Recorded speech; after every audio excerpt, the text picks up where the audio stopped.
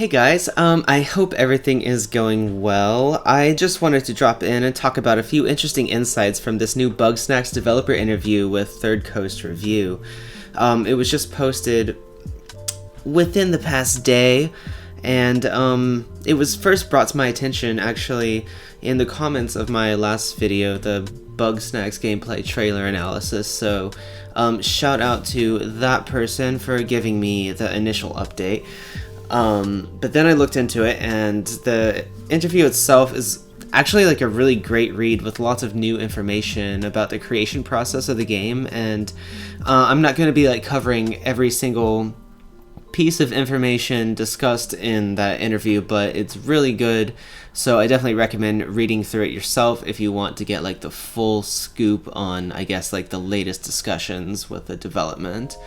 But yeah, so before today, it was basically understood that the player's role in Bugsnax is not to collect and eat all the bugs yourself, but to observe and document them. I could be wrong, but I don't think it was ever explicitly stated that we can't eat the Bugsnax. It was more just that we hadn't seen any footage of us eating the Bugsnax up to that point. On the other hand, there are heaps of scenes of the player feeding the Bugsnax to other Grumpuses as kind gestures or quests or just to dress them up, but it never really touches on why we never get to have a taste. But in today's interview, Phil Tibotowski of Young Horses confirmed that your decision not to indulge in the snack is an ethical one, which makes sense. If you're committed to your investigation and your job is on the line, you just might keep your job. Then you do your best not to get distracted by the temptations, but I mean, damn, who's gonna know if we have just one? Would it kill anyone just to have a little taste? Well, actually, it might. Well, it'll kill the bug, yes, but that's very unfortunate. But it also turns out that you're actually allergic to the Bugsnax. Yep. All of them. You don't get a single snack. In case you were so inclined to be tempted by your lesser desires, Kevin Zune from Young Horses mentions in this interview as well that the game establishes your allergy to Bugsnax early on so you don't get any twisted ideas.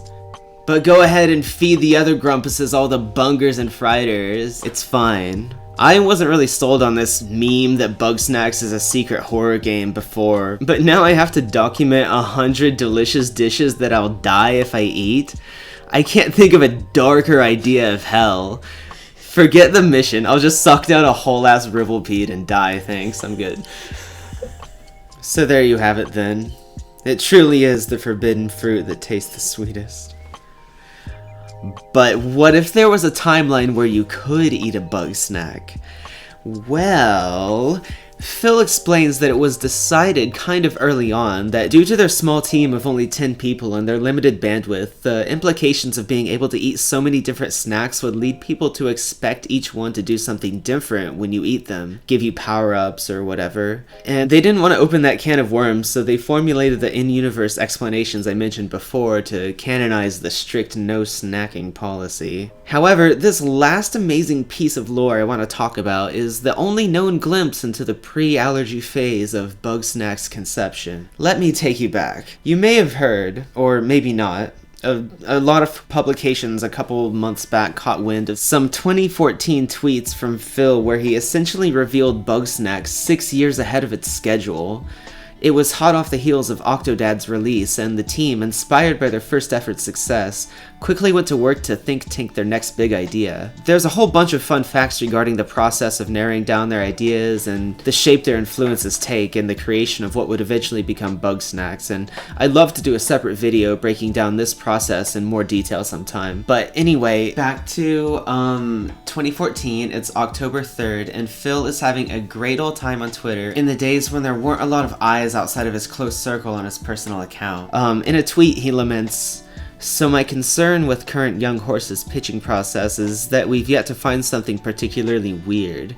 Continuing in a separate tweet, "Or maybe we have, and it just doesn't seem that weird to me because we're weirdos." Ubisoft community developer Eric Pope responds, "Pitch me your weird ideas," to which Phil replies, "Hunting and eating bugs as a little monster to change traits about yourself through eating them and to become a friend and date others." So, There definitely was a point in time where changing your own physical appearance by eating Bugsnax was integral to the game. There's a lot of guesswork to make here, but it seems like it emphasized the social aspect more heavily, supported by its follow-up tweet describing it as Pokemon Snap plus Animal Crossing plus horrible body dysmorphia.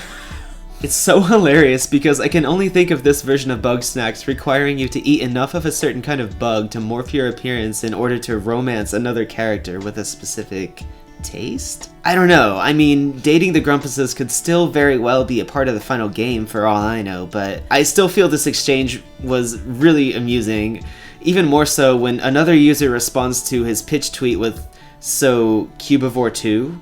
which is exactly what my sister compared it to when she first watched the trailer, and just a really weird similarity to be noted about the game's concept so early on. Anyway, I'm just fascinated by little tidbits like that, and I wanted to talk about this hilarious clarification about eating the Bugsnax that we got in this new interview. Especially in the context of what Phil was envisioning 6 years ago, it's awesome to hear about the hurdles that led them to reworking the premise into its present form. Thanks so much for listening yet again. I'm pleasantly surprised by the response my gameplay trailer analysis has been getting so far. It's honestly really nice to see people so interested in this amazing bug game. So I'll be sure to keep you guys updated on major developments of Bugsnax going forward, and I'm working lots on a bunch of other game related projects as well, so please be sure to look out for those if you want to hear me talk about some other stuff. With that said, subscribe and leave a like if you enjoyed this bug talk, and I'll see you very soon. Thanks. Kinda bug and kinda shitty. Something